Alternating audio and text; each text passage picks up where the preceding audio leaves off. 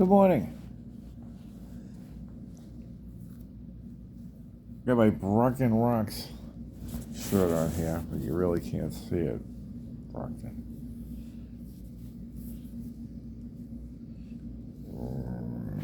Rocks.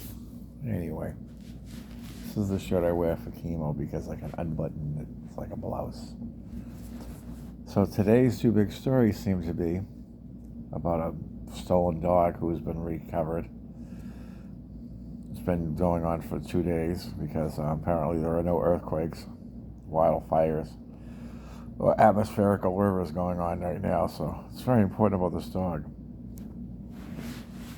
And then the other one is changing words in children's books. Seriously? How is this going to affect the world? How is this going to affect anything? Can you just explain the word to the child?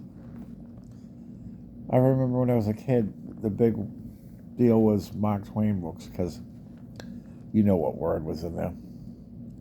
People still debate it. Because it didn't matter what was going around, what the whole other story was or other book. It became very important for that word, because that changes everything. Words are important.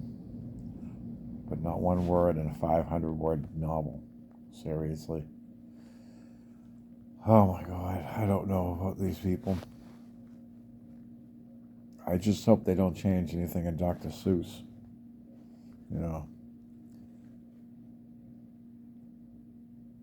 They might change green eggs and ham to blue avocado and tofu. I don't know. I don't think Sam would eat that, though, either. But eventually he did. Eventually Sam I Am caved in. He caved in. Go back and read The Cat in the Hat, though. He was a bastard. Thing 1 and Thing 2. I don't know. Children's books? Who reads them to them anyway? Kids can't read till they get in the 2nd grade now anyway. Seriously. It's ridiculous. And then they don't understand them anyway. They don't understand them. I don't know. I remember what age I got into reading certain books. Hold on, yawn.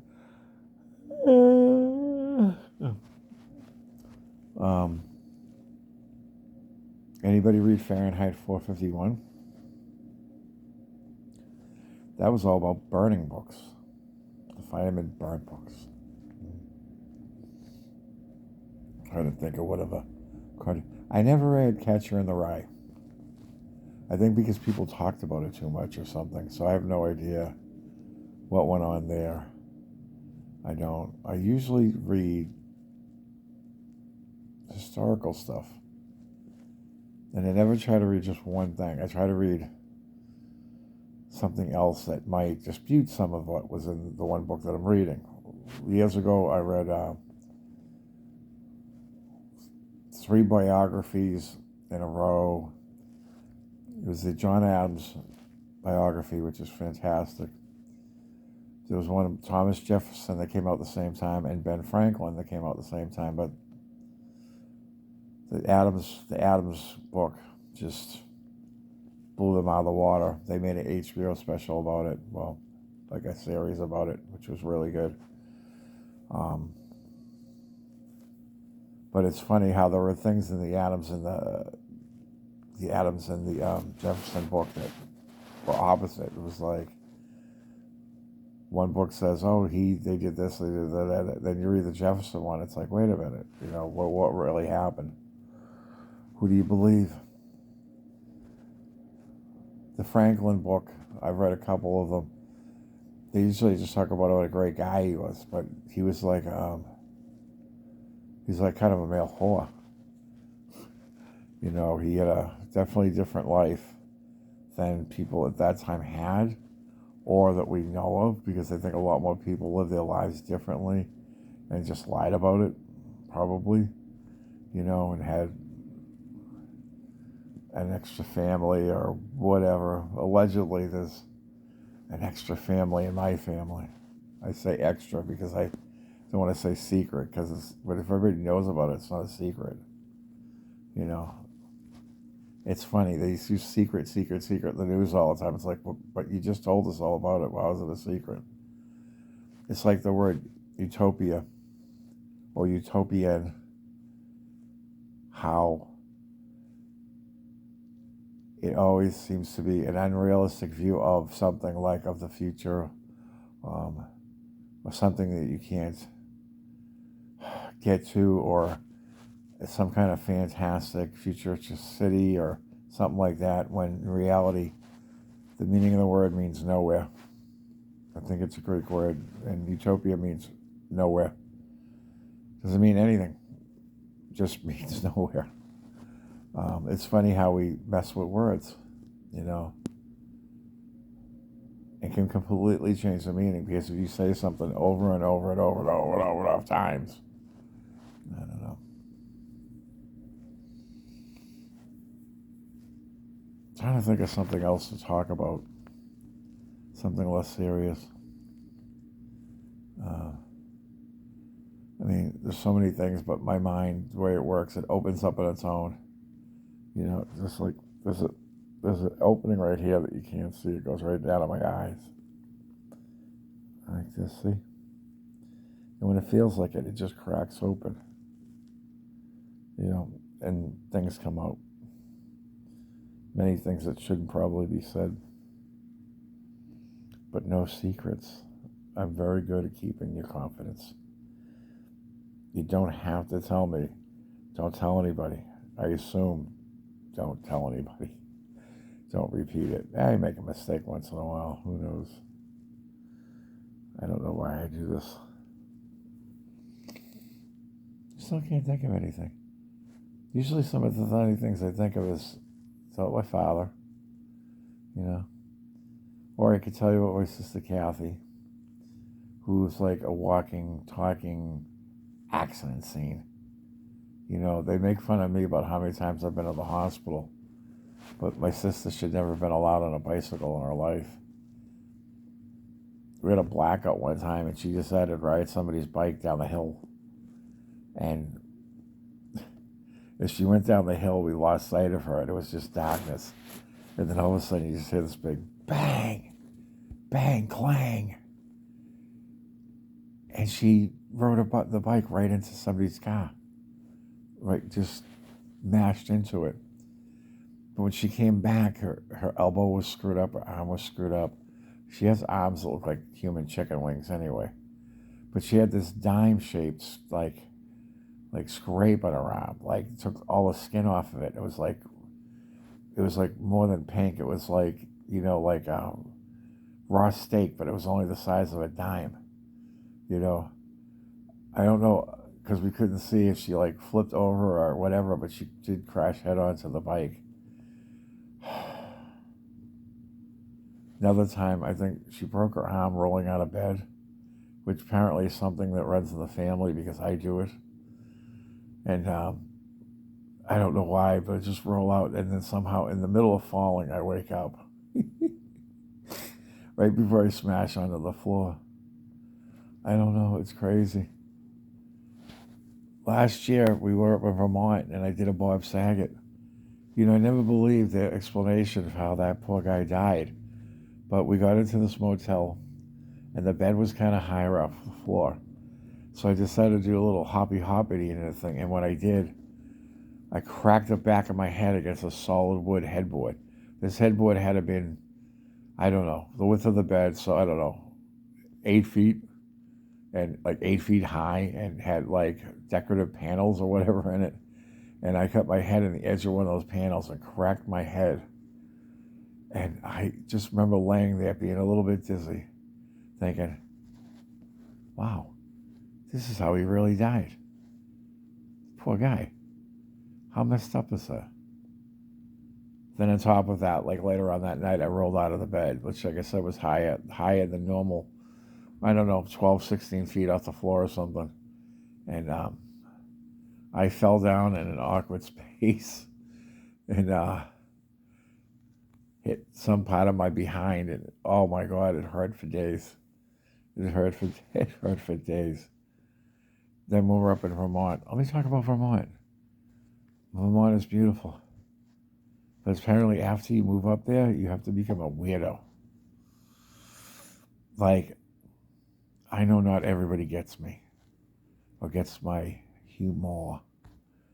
I don't know, but up there nobody did. They just kept like looking at me, and after a while, I got the feeling that all they wanted to do was, kill me and make me into like, I don't know, pastries, or I don't know, like fake chicken fingers, like human chicken fingers.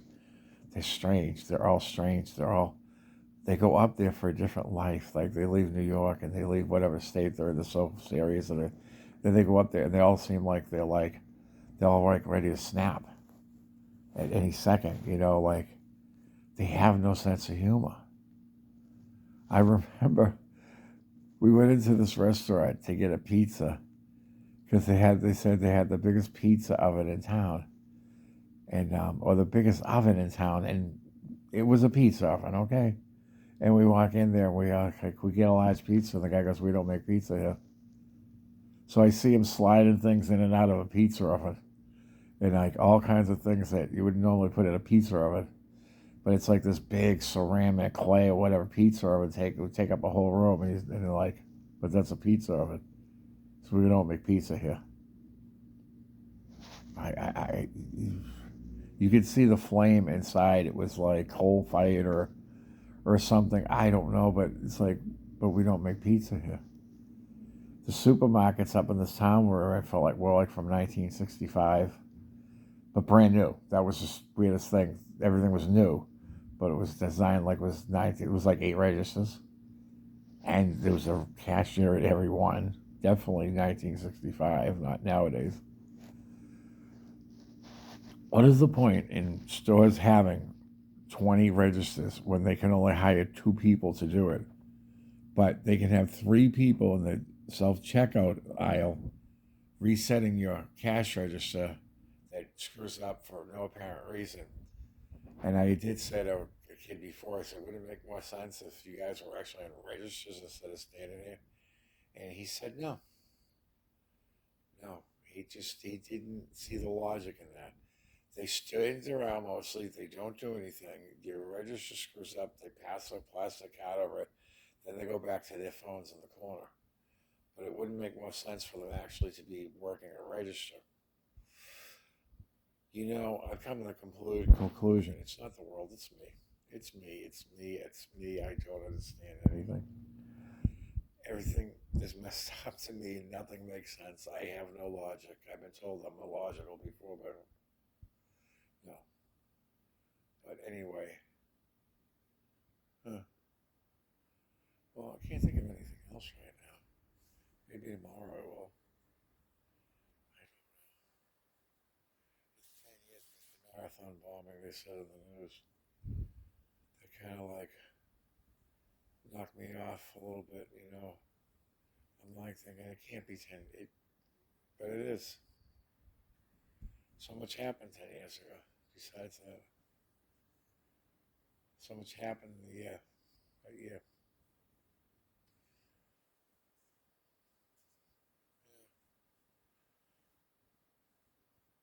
Yeah, wow, 10 years. I don't know. Oh, I wanted to see these. I got these at Walmart yesterday. I wanted to do a food delivery, but apparently you have to pick it up. So they do the shopping for you, but you still have to go and get it. Yeah. I don't know. They did all right. But shopping is the part that I like. Bringing it home is the part I hate. So I just want to show you these little, look at these little things. These little mini donuts. These are diabetic donuts. If you're diabetic, you can eat these donuts. How bad could they hurt you? Look at these. There's like 24 donuts in the package and they're all this size. They're delicious. They are delicious. And right now, where my mouth is, the only thing I can do is drink and eat these little donuts.